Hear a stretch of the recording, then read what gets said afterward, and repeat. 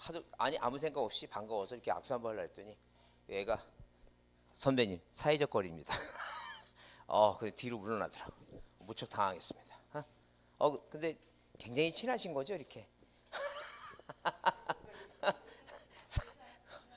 아니 사회적 거리 2m 정도 뛰라고 막 그러는데 요즘 일요일날 저도 저 아이가 김밥 먹고 싶다 그래서 그 재래시장에 그 다른 집보다 500원이 더 비싼 집이 있습니다. 재래시장이 보통 1,500원인데 김밥이 2,000원 하길래 사러 갔더니 옛날에는 막 다닥다닥 붙어 있더니 요즘 이렇게 간격을 띄어서 줄 서는 거 보니까 보통 그 집만 한 10명씩 서요. 그 다른 집은 그냥 가면 그냥 사는데 500원이 더 비싼데 그 양이 더 많으니까 그런 것 같은데 하여튼 요즘 젊은 사람들이 더 그 병이 더 잘 걸린다 그러니까 그 자네 같은 친구가 더 잘 걸린대 요새. 피가 지글지글해갖고 막 그 바이러스가 침투하면 막 그 항생체가 나와갖고 더 다른 저거 살아있는 세포를 막 저기 한다 그러니까 하여튼 너도 조심해야 됩니다. 하여튼 저 공부하는 것도 스트레스인데 여러 가지 스트레스가 올해는 많습니다. 올해는 많은데도 뭐 덕분에 그 하여튼 뭐 올림픽 같은 거 그런 거 구경 안 하게 생겼고 하여튼 저 애들 땡겨 고생이 많으시는데 하여튼 열심히 하셔갖고 이런 역경 속에서 합격하면 여러분이 뭐예요 그 나중에 그 저 합격증 나중에 받으면요 그 밑에 써놓으세요. 코로나도 이겼다. 이렇게 꼭 써놓고 해야 됩니다. 자 여러분 그 저번 주에 면접까지 했죠? 오늘은 여러분 지적 공부부터 하겠습니다. 그 어디 저 세종시 가니까 이제 등기법을 좀 했는데 이 표정이 뭐예요? 표정이 앉아갖고 등기법 듣는 표정이 그 여러 그 무슨 강시 모양으로 이렇게 멍하니 저기 하고 그 어떤 친구는 나중에 그 수업을 이제 쉬는 시간에 도대체 무슨 말 하는지 하나도 모르겠습니다. 당연히 모르죠. 말도 안 되죠. 어떻게 등기법을 한 번 듣고 이해한다는 게 말도 안 되는 얘기입니다. 최소한 한 3번 이상은 들어야 돼. 3번 이상. 요번 달이 처음 오신 거예요? 예? 그러셨구나. 하여튼. 네.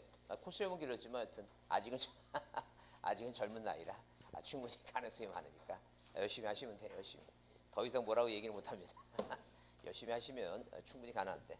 그래서 제 개인적인 생각에 여러분 이렇게 생각해 보셔야 돼요. 무슨 생각이 나냐면 일단 기본적으로 자 하여튼 60점을 맞아서 합격하는데 내가 전략적으로 뭐냐 하니까 전략적으로 점수 많이 나오는 과목을 열심히 해서 더 점수를 올리자 그런 얘기예요 지금.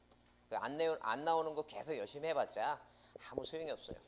여러분 공법을 뭐예요? 공법을 내가 뭐 60점 맞겠다 70점 맞겠다 그런 생각 아예 하지도 마세요. 그런 60점하고 70점 맞는 사람은 따로 있어요. 그 몇 프로도 안 돼. 대부분 뭐예요? 대부분 이 시험을 보는 만약에 20만 명이 시험을 본다 하게 되면 20만 명 중에 대다수 거의 70% 이상은 자 몇 점 분이 못 맞아요 이거. 그 50점 60점 분이 못 맞아요. 절대 못 맞아요. 50점도 안 돼요. 거의 40점도 못 맞는 사람도 많아요. 그런 과목을 뭐예요? 그런 과목을 무리하게 열심히 해서 내가 70점을 맞겠다 그런 목표를 삼지 말라는 얘기예요 지금. 어차피 안 나오는 건데 그 고생해봤자 아무 소용이 없다는 얘기예요. 그렇다고 그걸 뭐 안 하라고 하는 게 아니라 점수폭을 점수폭을 뭐만 꽈라기를 하나 넘겨갖고 많이 맞으면 50점 정도 생각하라는 얘기 50점 정도. 근데 중개사법이라는 과목은 그건 열심히 하면 할수록 점수가 오른다는 얘기 점수가 오르니까. 여러분 중개사법이 무슨 요일이죠? 금요일이에요? 그 학원이 다른 거죠 지금. 여튼간에 무슨 요일인지 잘 모르겠는데 그 요일날은 뭐예요? 결석하지 말고 열심히 하라는 게 열심히 그 중개사법은 하면 할수록 점수가 오르니까. 그러니까 공부해서 열심히 해서 과목이 점수가 오르는 과목을 열심히 하라는 게. 물론 우리가 흔히 그 민법 그 학개론 그 2차 과목 공법 중에 공법을 안 하라는 얘기 아니에요. 그거 해야 돼. 안 하면 큰일 나지. 안 해서 꽈락 나면 어떡할 거야. 큰일 난 얘기지. 하긴 하되 뭐예요? 그렇게 무리하게 하지는 말라는 얘기 무리하게. 나중에 뭐예요? 나중에 5월 지나서 여러분 이제 수업 듣다가 2차 과목을 시작해야 되는데 그 전까지 민법이라도 점수 올려놓으면 2차 과목 하기가 수월하니까 민법부터 하시고 자, 지금 제가 하는 공부는 지금 이 지적법 있죠? 이 지적법을 열심히 하셔야 돼. 이거는 중개사법과 마찬가지로 하면 내가 공부를 하면 점수가 올라가요. 하면 점수가 올라가는 게 그 사람이 뭐예요? 흥이 나니까 공부하지. 근데 등기법은 그게 짧은 기간 내에 여러분 민법이나 공법처럼 그렇게 1년 내내 하면 이 등기법도 어려운 게 아니에요. 근데 다만 우리가 시간이 없어, 시간이. 여러분이 민법하고 저 학개론 공부하느라고 이 등기법에 그 투자할 시간이 많지가 않아요. 많지가 않으니까 절대 고민하지 마시고 그냥 등기법은 하라는 대로만 그것만이라도 제대로 해서 반 정도만 맞아갖고 효과적으로 맞아서 하여튼 이 지적 10문제 맞고 등기법 반 정도 맞으면 16문제 맞으면 그 세법 8문제 맞아서 8문제 맞으면 뭐예요? 한 23개 되죠? 그 23개 되면 그냥 자 57.5 있죠? 60점 그 정도로 가요. 그 정도로 가고 중개사법 80점 맞고 공법 45점이나 50점 맞으면 그 2차는 통과합니다. 통과하니까 그런 생각으로 하시는데 여튼 뭐는 확실하게 맞아야 돼 이거. 지적은 꼼꼼히 외워갖고 흘려보내지 말고 꼼꼼히 해서 이거라도 제대로 맞잖아요. 무슨 말 이해하시죠? 그래서 오늘 지적 공부도 이게 중요합니다. 공부도 중요하니까 잘 이해해 두시고 절대 한 번 들어서 이해 안 돼요. 최소한 3번이니까 세 번만 제대로 들으면 나중에 5월달 되면 1월, 2월, 3월, 4월, 5월이죠. 세 번째 듣게 되면 여러분이 저한테 그런 얘기를 해요. 어떤 분이 이제 세 번째 들으니까 조금 알아듣겠습니다. 이런 얘기를 해요. 그것도 이만큼 조금이니까 여러분 시간 많지 않아요. 시간 많지 않으니까 절대 다른 데 호비하지 마시고 주로 만약에 안 되면 동영상이라도 계속 반복적으로 한 장 넘기기가 쉽지 않다, 잘 모르겠다 하면 그냥 계속 동영상 듣는 거예요. 동영상 들어서 이해가 될 때까지 또 듣고 하면 됩니다. 자, 이해하셨죠? 자, 오늘은 여러분 지적 공부에 대해서 이제 보겠습니다. 자, 그러면 우리가 저번 주까지 뭘 배웠냐면 행정구역 소재. 자, 이렇게 자 1번적으로 뭐예요? 행정구역 소재. 여기 소재는 뭐예요? 그러니까 자 경기도 뭐예요? 파주시. 자 금융동 111 이렇게 소재. 그 다음에 땅번호 지번. 그 다음에 뭐예요? 지목. 자 그 다음에 면적, 경계, 좌표에 대해서 자 이렇게 토지표시사항이 있어요. 그래서 시험 문제 뭐하고 지번하고 지목하고 면적하고 경계가 뭐예요? 시험 문제 2장 등록사항에서 거의 매년 나오다시피 한다니까. 물론 이제 조금씩 변화가 있는데 뭐 작년 같은 경우는 뭐예요? 지목이 몇 문제 나오고 2문제 나오고 뭐하고 이거 경계에 관련돼선 지상 경계점 등록부가 나오고 그다음에 이 면적 있죠? 면적 시험 문제 나왔습니다. 그러죠. 올해는 작년에 지번이 안 났으니까 이 꼭 나오겠죠? 이 지목은 뭐예요? 지목은 매년 나오는 거니까 반드시 나오니까 이 네 파트는 좀 꼭 해달라 그랬어요. 자 그러면 오늘 이제 지적 공부를 배우는데 이 지적 공부는 뭐예요? 지적 공부는 뭐가 있고 토지대장이라 하는 게 있어요. 그 다음에 뭐가 있고 임야대장이라 하는 게 있어요. 임야대장. 토지대장, 임야대장. 왜? 어떤 대한민국 땅을 갖고 있는 사람은 자 토지에 대한 재산세는 언제 낸다 그랬어요? 토지는 몇 월달에 재산세 내요? 9월달에 내요. 토지할 때 이 지가 영어로 이렇게 지자처럼 생겼죠. 구자처럼. 그래서 노래도 있잖아. 지지지지. 그런 거 노래도 있잖아요. 어떤 간에. 그래서 몇 월달에 낸다? 9월달에 낸다니까. 지니까 9월달에 내. 그러면 이 재산세를 거두려면 뭘 만들어야 된다 그랬어 이거. 대장을 꼭 만들어야 되잖아. 토지대장. 그 다음에 뭐예요?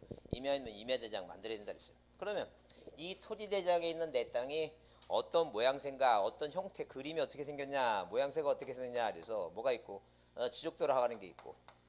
자, 그 다음에 임야대장 땅은 뭐예요? 임야도가 있어요.